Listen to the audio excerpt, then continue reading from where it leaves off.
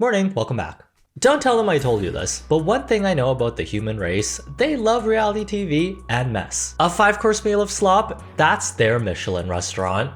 Wait, are we recording this? It's a tale as old as time and a guilty pleasure most of us have. Watching someone of the same species, judging them behind the safety of a screen, thinking, wow, glad that's not me. There's just something about trash TV drama that really resonates with our caveman DNA. Our ancestors, they didn't have reality TV. If they wanted entertainment, all they had to do was look outside their cave with a bucket of popcorn to see their neighbors fighting over the last T-Rex filet mignon. I remember my first brush with reality shows at an age-appropriate 10 years old. Mom, Dad, what the heck, man? The Real World on MTV made me think being 20 years old, living in a house full of strangers is the coolest thing in the world. Turns out, that's just a 3-bedroom apartment in New York split between 7 roommates. Aww.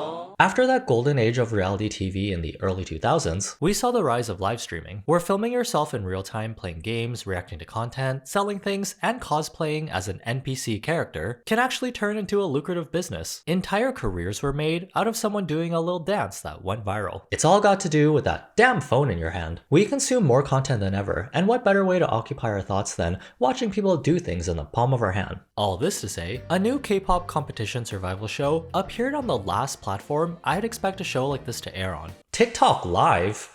And yes, it went exactly how you think it did. Think Making the Band, Search for the Next Pussycat Doll, and for my fellow Canadians out there, Girlicious. Except this time the theme is K-pop, the contestants are influencers, and the budget was $50 with a shaky Wi-Fi connection.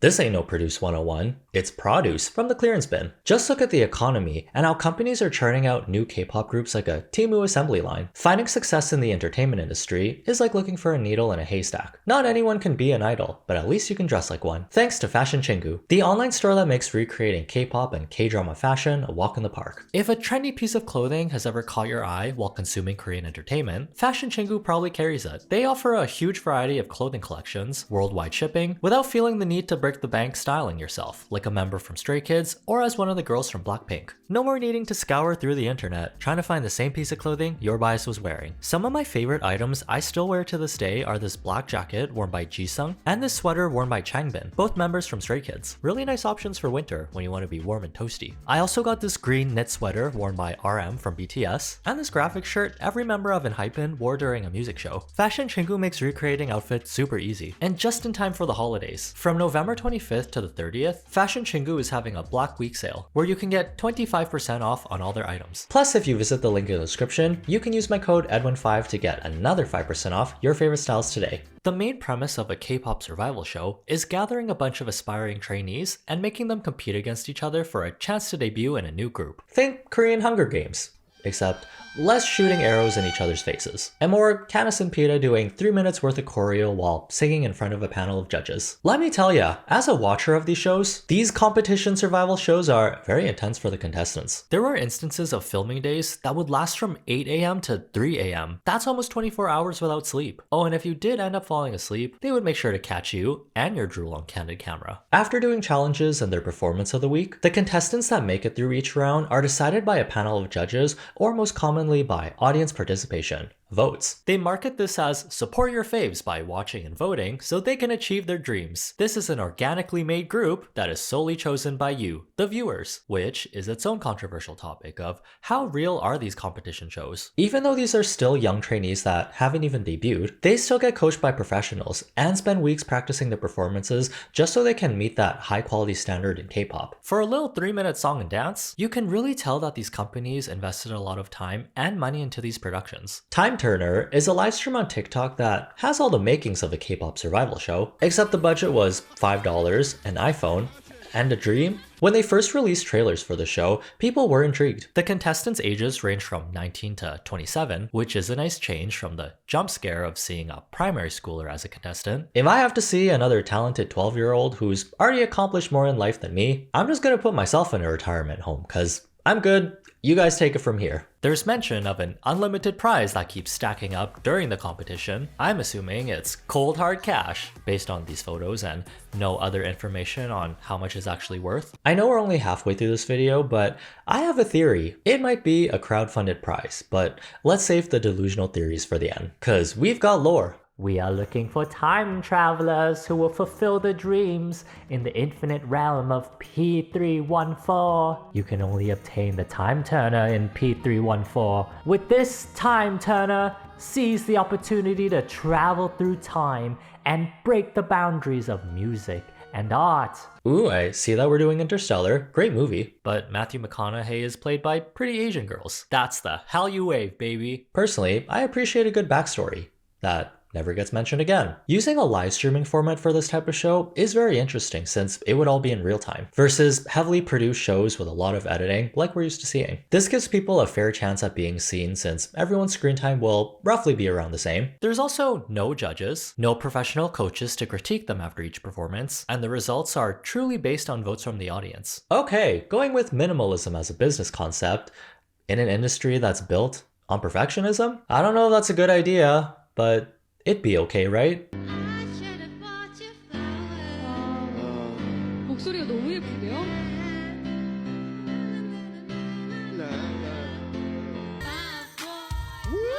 연서님도 옆에서 이렇게 이거 팀워크가 너무 좋은데요? Both teams are so powerful.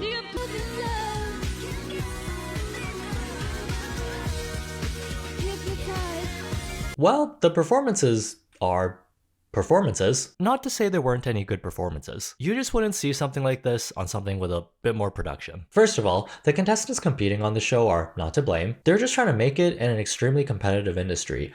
How are they supposed to know this would be the final product? If anything, we should be asking the company that set this up. Why so many microphone problems? Why are the live votes showing 0 for the entire performance? And why does this voting screen look like a Google form? Oh! It's a Google form. This is flashbacks to university group projects. Deciding who to vote off the island because more than half the people didn't do their work. The final group name is also going to be crowdfunded, which hopefully isn't another Gushin Granny situation. Time Turner is definitely not as polished as what we're used to seeing. If you consume any Korean survival shows, you'll notice that they like to focus on appearances and visuals to a grand scale. That's pretty much the gold standard here. Then again, not every company has billions of dollars lying around to invest, so you just make do with what you have. When you think of a TikTok live stream, you picture something that's very engaging, that's also kind of scuffed. It really gives it that charm and je ne sais quoi aspect. Like a YouTuber from 2008, sitting on his bedroom floor, filming himself with a calculator dipped in Sprite. Hello everyone. Time Turner is as real as it gets. This looks like me and a couple of friends fighting over the microphone during karaoke night. I mean, the quality of these performances are definitely karaoke-esque.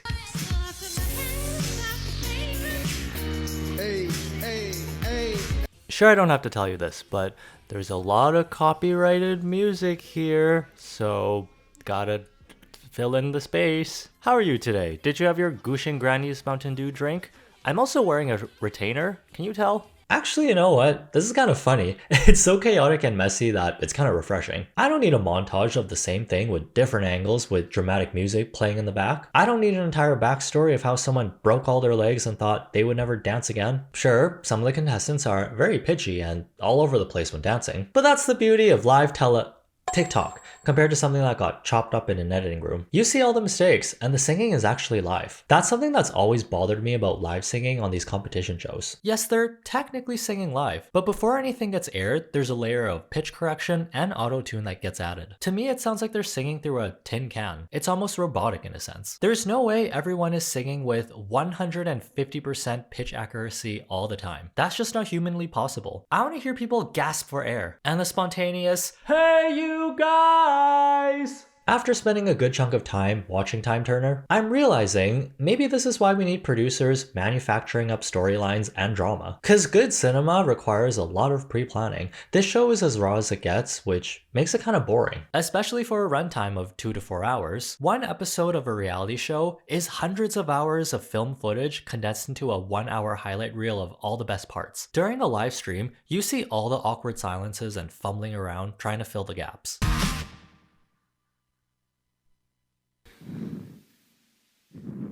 와 진짜 There aren't any backstories in Time Turner. They just sing, dance, talk for a bit. You don't really get to see their personalities at all. Like, the girls barely interact with each other, except when they're doing dances on their TikTok accounts. There's speculation from viewers that when companies put on these survival shows, they already have an inkling of who they want in the group, and will sneakily manipulate how you see the contestants so you'll vote for them. Don't underestimate the power of editing. You know, the evil edit. There's always gotta be a hero and a villain with a narrative to make it entertaining. Okay, so this part of the show really got me kicking my feet and giggling. There's a feature on TikTok called a TikTok battle, where two people will go live and viewers will give them gifts, aka points, by paying real life money to do so. With the cheapest gift being a couple of cents, to the highest gift, a TikTok universe, costing up to 500 USD. And whoever has the most points at the end wins the battle. I guess the main appeal is that it provides viewers with interactive entertainment, and it feels like a team effort when the person you're rooting for wins. At this point, I would just play on a sports team or start up League of Legends. Creators like battling because it's basically free money for not doing very much. From what I've seen anyways,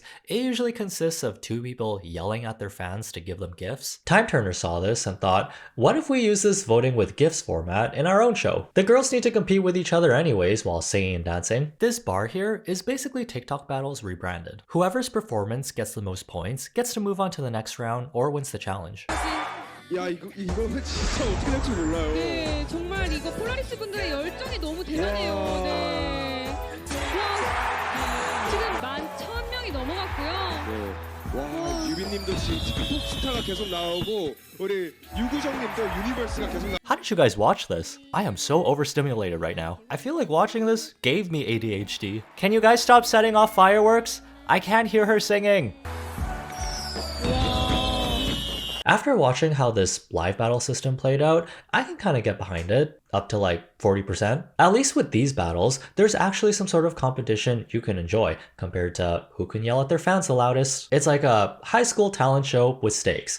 Personally, I would not be able to handle myself flopping in real time. If I got 5 points compared to someone's, I would bonk my head with the microphone, so I wouldn't have to see myself get absolutely destroyed. This way of live voting was controversial, since fans and even some of the contestants didn't know. You could only live vote during battles if you paid for TikTok gifts. There was also an issue with how there was no limit on how much you could gift. People didn't really like the fact that if you had a couple of rich fans, they could carry you through the entire competition with universes and lions. Although, it's not really the contestants' fault if they happen to attract fans with money, that in itself is a skill. And where exactly is this money going? I don't think there was a solid mention anywhere. And after reading between the lines, I do see mention of them raising money in real time. But sheesh, this show does not make finding information easy. The prize money probably won't even be that big since it has to be split 5 ways. Actually, make it 6. TikTok needs their cut as well. Maybe it'll be an IVE situation as a 6-member girl group.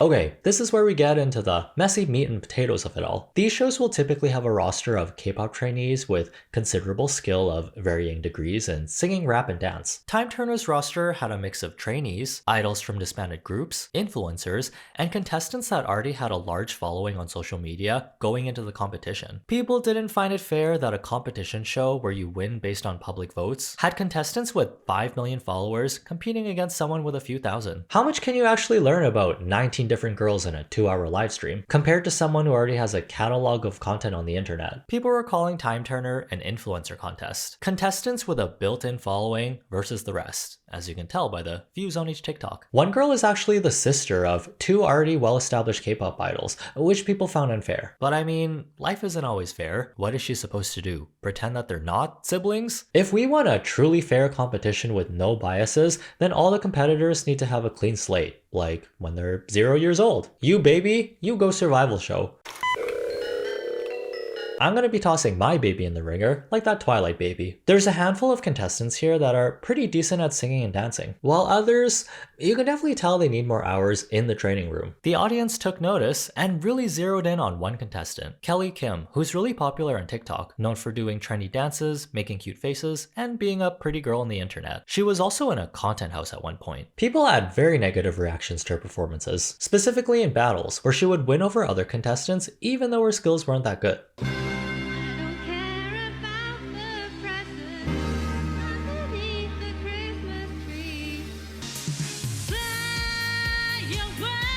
her having a following definitely helped her out with getting some extra votes. It's the age-old issue of talent versus pretty privilege. There's a lot of factors that come into play with how the voting worked, but in the end, that's just the industry. Being likable, good-looking, and having the ability to attract an audience is a skill in itself. There is an audience for this type of idol. And I mean, people have made entire careers for themselves lip-syncing and dancing to songs cutely. Like, I'm not gonna do it, you're not gonna do it, somebody gotta do it. She's very good at making TikTok content. Although, being a K-pop idol versus an influencer that does TikTok dances are two very different things. Sure, there's a lot of criticism to be made on her skills. Not everyone can be an idol, especially on popularity alone. If you debut and you can barely sing and dance, you're gonna wish you never became an idol in the first place. K-pop fans are some of the meanest people on the internet. Social media made everyone super comfortable saying the most deranged stuff to someone and then moving on with their day like they just ran an errand. Once a hate mob starts forming, they will comment and critique every little thing you do. The official Time Turner account had to turn off comments on Kelly Kim posts because the audience kept criticizing her facial expressions, labeling her as a pick-me, and how she's always trying to act cute. Is it cringy and